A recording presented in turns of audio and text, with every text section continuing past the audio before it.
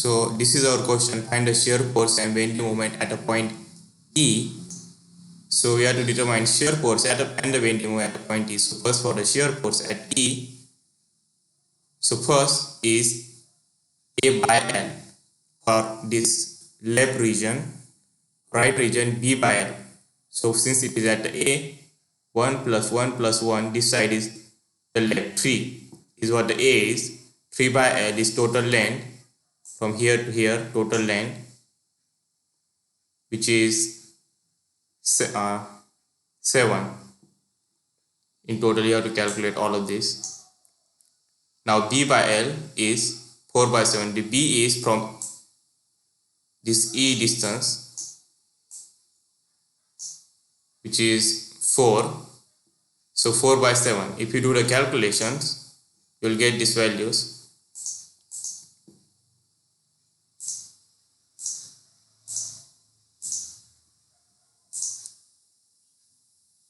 0.57. So what you need to do after that, determining these two values for SFD shear force diagram. First, from here, how much loading are acting. So anywhere where the load acts, there is going to be a point like here, this point. For this load, this point. We have to determine this value at this point.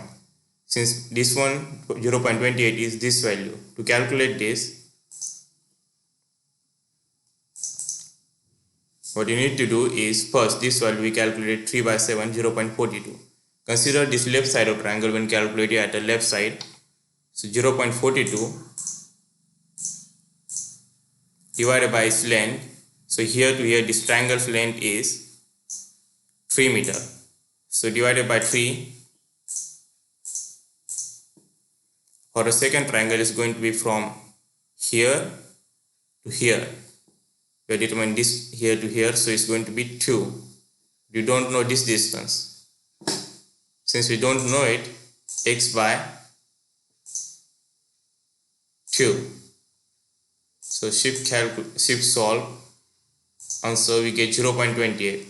So this is 0.28. Similarly, repeat this for the next one. For the next one, it is from here to here is 1 meter. Well, this triangle is going to be the same. 0.42 by 3 equals x divided by 1 is length or distance. We get 0.14. So similarly for the left side,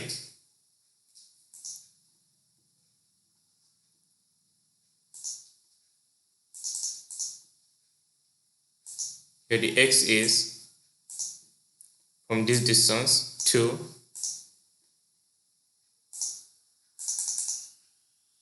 and this here is 0.57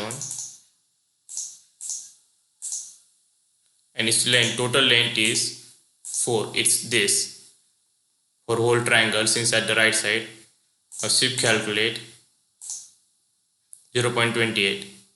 Since we determine this, what you have to determine is shear force at E. This side here is downward, so it's negative, and this side here is upward, positive. Always the left side is downward and the downside is up. The downside here left is downward, negative. The right side is upward, positive. 0.50, 0.14 is minus because it's downward and into its load. Plus 60. This is the UDL, but it's still here because we are calculating at this portion first.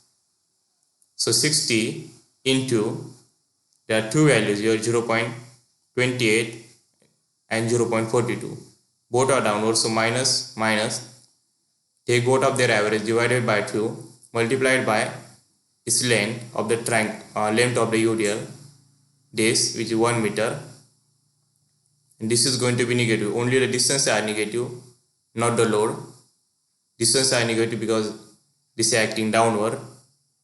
Plus the next portion is 60 UDL is still same, the intensity is same, but these two values are changed, 0.57 and 0.28. Since it's upward, so both of them are plus, divided by 2 and multiplied by the UDL distance, which is 2 meter. So into 2, if we calculate this, we get the answer 23. So as for the bending moment, the formula is A into B by L.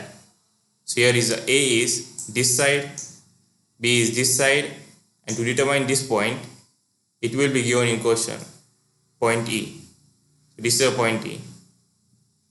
So A into B. So A is here is 3, B here is 4. 3 into 4 by 7 equal 1.71. So similarly, as you calculate in SFD, you have to calculate the distance is in BMD. And if the UDL appears, you have to show the shaded portion like this.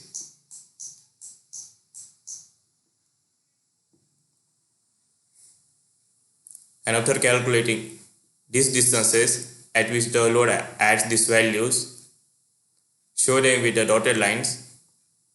So in this case, the 50 acting at 0.57 plus the 60 load at this portion is acting at 1.14 to 1.71. So both of their average divided by 2 into the UDL length, which is 1 meter, plus the next is second portion. Intensity same 60 into first value is 1.71, second value 0.855 divided by the both of their average. Give this on a bracket for easy calculation. Multiply by distance, it's 2. So the bending moment at EPME is, if you calculate this, you get the answer 267.6 kilonewton meter.